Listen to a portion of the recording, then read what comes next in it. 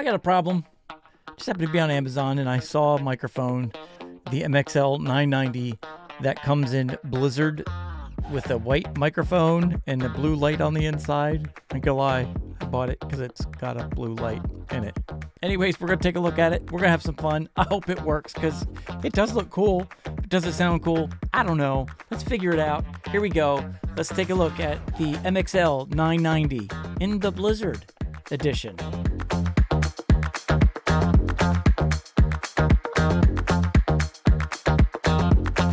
All right, full disclosure, I did send this microphone out for me to review.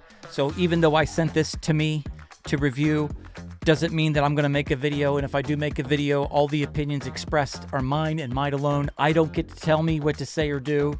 I just say it or do. I don't know. I bought it. Nobody sent this to me. I have a problem. So yeah, there you go. Full disclosure out of the way. Anyways, this is going to be a fun one. This is the MXL 990. And it's now come down in price. It was between, I think it was like $150, somewhere in there, maybe more when it first come out. But now this thing has gotten down to about $99. And it comes in a couple colors. It comes in the all black version, which is the popular version. It's always sold out. I think that goes for roughly about $100. But now they have, or not now, I just happened to notice it now. It's been out for a while. They have the Blaze edition, which is the black with the red light on the inside. And then they've got the Blizzard. Let's check it out. And voila, there you go. Blue light is on. It is kind of cool looking. It is neat. I ain't gonna lie. Kind of like it. Very nice. It is $49.95.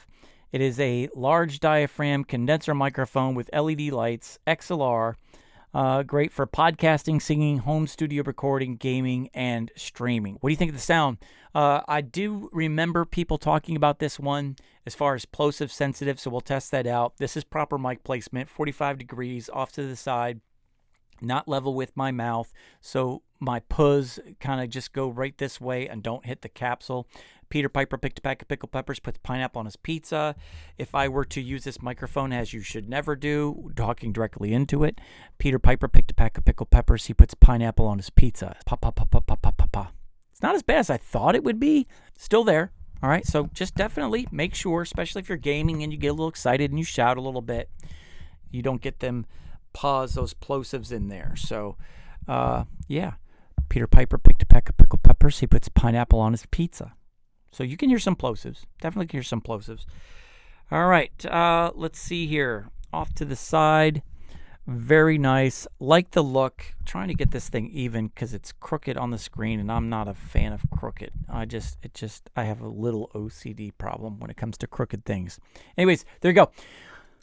MXL 990. What do you think of the tone? Not bad. Off-axis rejection. Let's test it out. Let's get it off of this thing. I always tell my kids when I drop them off at school, at least I did when they still went to school, never say no to strangers, or always say no to strangers and don't talk to drugs. Oh my goodness, I need help. I don't know what happened there. My light just went off on its own. It's an Elgato light. That's never happened before. All my other lights stayed on. Not sure. Anyways, let's try that again. I always told my kids when I dropped them off at school, say no to strangers and don't talk to drugs. That was weird. That's the second time it did this. Whenever you start spinning this thing around, well, now it's not doing it. All right. I'm not sure what that was, but it did it twice. It's not doing it now. I always tell my kids when I drop them off at school to say no to strangers and don't talk to drugs. Okay. I don't know. Did it twice. I thought maybe the microphone was sending out some kind of electrical signal that made my Elgato key light do something funny, but I just did it twice more and it didn't do it. So I'm not sure what that was, but I'm going to leave that clip in there because just in case, I'm curious. Does that happen to you guys when you point the capsule at a light that it does that? I'm not sure. But anyways, there you go. 2 with, 2 without. Shall we try one more time? I always tell my kids when I drop them off at school to say no to strangers and don't talk to drugs. Well, there you go. Is that just a weird thing that just happened to me once? Never happen again? I don't know. But I need some peace of mind. Comment down below if that's ever happened to you. Is that the microphone or was that just my Elgato key light? And again, it's not the only one in here. They're all hooked up to the system. They're all hooked up to my Stream Deck Plus here. But only that one did it. Handling noise, let's go ahead and test it on the, as it's attached to the boom arm, touching the microphone, which you just shouldn't do, so be ready. There you go. Without the shock mount, touching my newer low-profile pneumatic boom arm right here. All right. All right. Still touching the boom arm. Touching the desk, which I've now attached this boom arm to the desk for the purpose of this test. There you go. No processing is turned on. This is on my Rodecaster Duo. Generic condenser profile. Phantom power turned on. 25 decibels is what this is rocking right now. So there you go. I like the tone. Let's turn some processing on and see what we can do with this thing. This is neutral mode. All right, so it's kind of even Steven, but a little bit of boost all around. Peter Piper picked a pack of pickled peppers, puts pineapple on his pizza. Kevin, all right, over at Back to the Retro Review. Check him out. Really cool dude. My daughter calls him the Viking. It's really cool. You have to watch his videos, talk about or see what I'm talking about. This is Podcast Studio, so this gives it more of a mid-presence boost, a little bit of high-end, like low highs, mid highs. Yeah, I can talk today. High mids. There we go. All right, this is what it sounds like. Peter Piper picked a pack of pickled peppers, puts pineapple on his pizza. If we go to broadcast, all right, this is the MXL 990 in broadcast mode. A little more of that Shure SM7B tone, a little fuller, a little thicker. If you want long form content, you want a little more low end presence. Broadcast has got you. All right. So that's what this sounds like in those 3 generic settings. Of course, in the Rodecaster Duo, you can adjust your high, mids, and lows individually, but we're just going to rock those presets, just kind of give you an idea of the different tones. Still rocking with the broadcast, which is what I kind of like the most so far with the MXL 990. I don't know. I don't have a lot of bass in my voice, so anytime I get a setting or anything that makes me sound a little deeper, all right, a little more pillow talky, I like it. Keyboard clacking. All right, I'm just going to hit some keyboard clacking. Oh, processing is still turned on. Let's turn the processing off, shall we? There you go. Disengaging the processing and getting it back to the default settings to wrap up this video. I really do love this microphone at $50. I think this is a great, great steal, especially for a different look that just makes you stand out a little bit more than other channels. I mean, I'm that dude. I'm a squirrel guy. I have ADHD and OCD and all those other initials that just make you crazy. But anyways, the blue light, I saw it on Amazon. I'm like, how much of that blue light actually shows up, though? Because when you look on Amazon, the Amazon main picture, let me bring it up just so you can see it for a second. Just looking at it, it doesn't seem very bright there. But then when you scroll down to the pictures they provide you, there's a lot more blue light there. So the Amazon picture does not do it justice.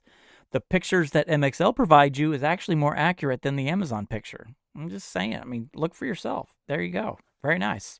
All right. $60. I'd be okay with it. $50, I'm really excited about that one. Go get yourself one. Just even if you have another microphone, just go $50. Go get yourself a microphone that sounds great. Okay, not amazing, sounds great, but looks really cool.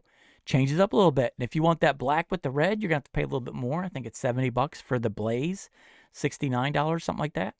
But $49 for the Blizzard. In this studio where I got white lights behind me and blue RGBs and stuff like that, this is really cool. And I am curious. I grabbed some thick Chunky Monkey pop filters that I have in my studio to see which ones fit so you guys would know. This is the Rode PodMic pop filter that you see on Amazon. So if you get one of those foam ones, it's also blue, but it's nice and thick. I'll include a link in the description down below. Does it fit? Yes, it does. And this is what it sounds like with the pop filter on there. If you're not a fan of the blue light, but you do like the blue, or you just want a pop filter on there, you're covering up the blue light.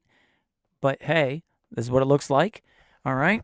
Have a link in the description down below for this pop filter here. What else we got? This is the Shure SM7B pop filter. It's too wide for that one. This is the pop filter for the Samson Q9U or the Samson Q9X if you have it. I've got some cat hair on here because Milo was up here apparently. Again, bad kitty. That fits very nice. Oh, that looks nice, doesn't it? Not too thick. Little white bar at the, hey! And with Plosive speaking directly into the capsule, Peter Piper picked a pack of pickled peppers, puts pineapple on his pizza. So if you can manage to get yourself a hold of a Samson Q9U pop filter, that's there. I get a lot of these questions for every mic. Does the Rode WS14 fit on this microphone? Let me find out for you. No. There's a little itty bitty rib on the inside of this thing that keeps it from fitting on there. But the Rode PodMic foam ones stretch out just enough to be nice and snug. All right, time to land the plane. You've heard it with the pop filters. I was impressed in how much of this blue RGB actually shows up on my screen when it's pointed at me right there. Very nice. Plosives does pick up a little bit, not too much, not as much as I was fearing. So very nice, but there are some pop filters out there that you could put on there if it is a problem for you. And yeah, just a very nice microphone, especially at $50. $60, still a good deal, but above $60, if you want that black with the blaze, I think it's more of a look thing for me. Again, when you get up that $100 price range, there's a lot of competition out there that would make this one sit just below it. It's the RGB or the look that would have to push it over the top against these other microphones like the Shure SM57, the Rode PodMic, the Logitech Blue Ember, a condenser microphone that comes in at under $60. That's a great sounding microphone as well. I think that's the main competition. If you want a sub $70 condenser microphone so far, MXL 990, Logitech Blue Ember. All right, that's all I got. Thank you to all my members. Thank you to all my subscribers. If you're not subscribed, if you're part of that 88% that watch this channel and all these videos and haven't subscribed yet, hit that button. Become part of the family. I'm going to leave here. So until I see you in the next video, I'm out.